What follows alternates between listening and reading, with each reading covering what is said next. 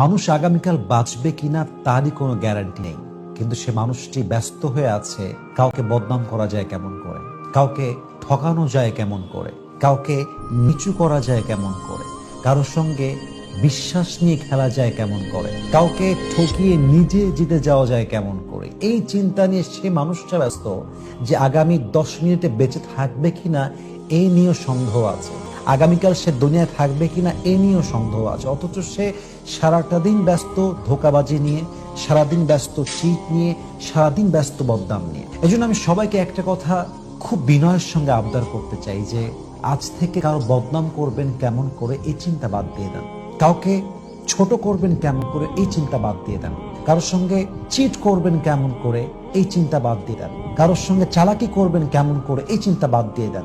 আপনার চিন্তা হবে জাস্ট আপনার কবর নিয়ে, আপনার আখেরাত নিয়ে। এখন এই মুহূর্তে বসে জাস্ট একটা হিসাব করেন যে আপনি যদি আগামী 10 মিনিটের মধ্যে মারা যান, যদি মালাকুল মউত আপনার সামনে চলে আসে, are you ready for the death? Have you prepare yourself for it?